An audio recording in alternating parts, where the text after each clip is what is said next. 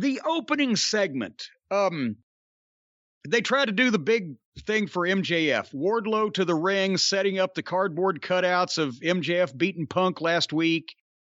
And they had old George Hamilton Roberts intro FTR and Tully and Spears. Spears comes out looking silly, and it makes it funny. He's got a jacket on with no shirt and the skull cap on, carrying the chair, and I don't know. But anyway, finally, they wind up the big intro for MJF, and they have Justin Roberts read that whole thing, and it was some good stuff in there. And he comes out being carried on a throne like Lawler in Memphis coming into the Coliseum. And did you see the guys carrying him were trying real hard not to fucking trip and fall? And they did that with Lawler in the WWF as a spot one time. It wasn't real, but these guys had to go down a ramp. So it looked like they were suffering. And do we have was that just a random throne girl that he was making out with like two anteaters, or is that somebody that he's involved with? Or did she just decide to go for it? Yeah, I haven't heard anyone talk about that or any confirmation, but I have to figure it may be someone he knows at a minimum. But anyway, it was 7 minutes into the show before MJF finally spoke, but it's better than some of the matches. So they're still teasing the thing with Wardlow. He went to thank the person who made his victory over Punk possible, and it was Spears, not Wardlow.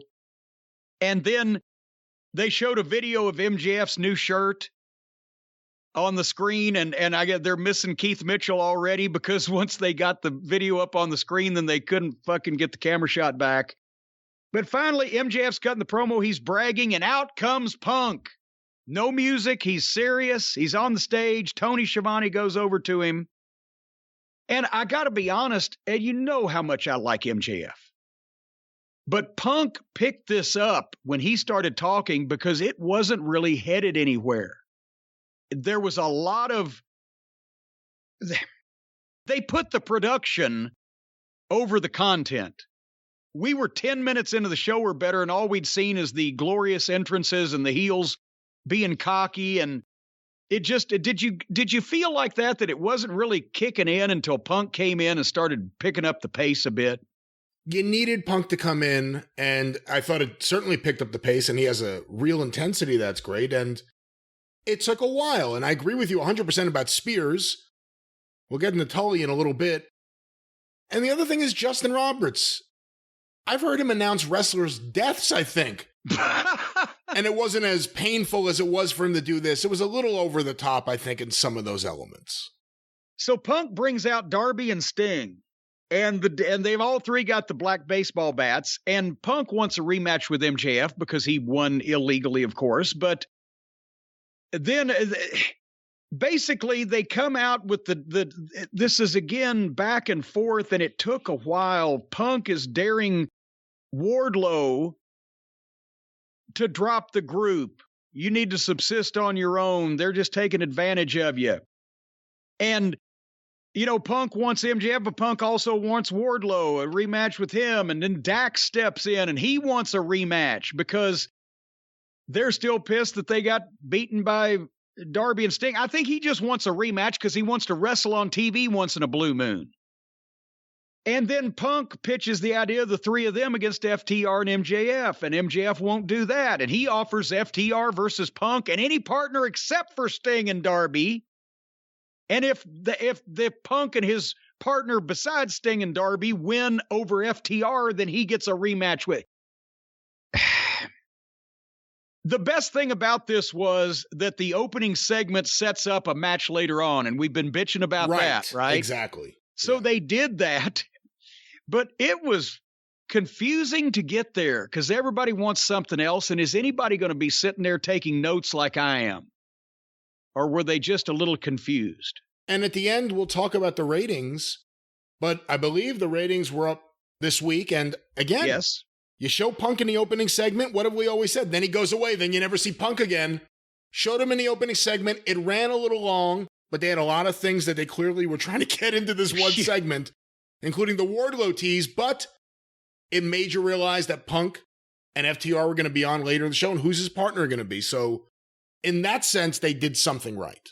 Well, and also, and we'll talk about the ratings afterwards. Remind me of that. Don't let me cut that off. But also, they had the big reveal that they had teased. And there was curiosity about that because there's so many people it could be.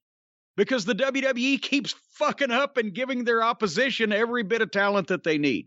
So all these things, that's why this segment was not bad. And we could have been looking at the Puddin' Gang. So that's definitely a plus. I would have loved to have this 15-minute segment done in 8 or 9, I think, is the only thing that I had a problem with. But anyway, so they've set up what I thought was the main event. Then I realized, oh, wait, they got the Texas Death Match. So at least that match is later on in the program. We get to see FTR, we get to see Punk, and we get whoever. So now Tony Schiavone is in the back again. They've either got 16 interviewers or poor Tony is everywhere. And he's never looks out of breath or disheveled. He's in the back with Andre Olio, or AKA Mushmouth.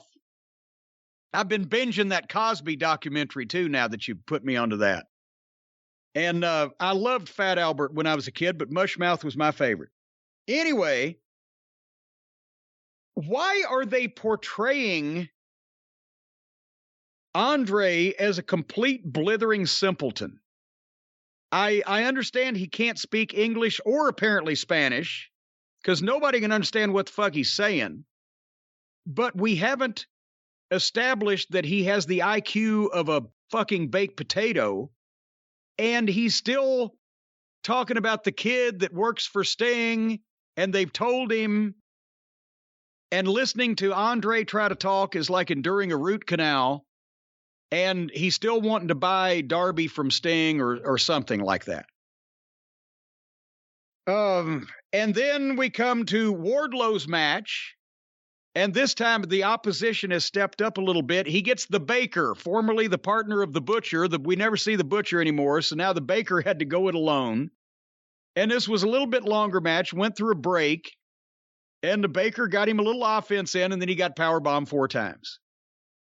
And then Spears comes in. And do you think they planned it like this, or do you think they stole our first review? Remember the first time Wardlow beat somebody with the power bombs, put his foot on him, and then I said, and then Spears came in and wore the guy out with a chair and stole all the spotlight.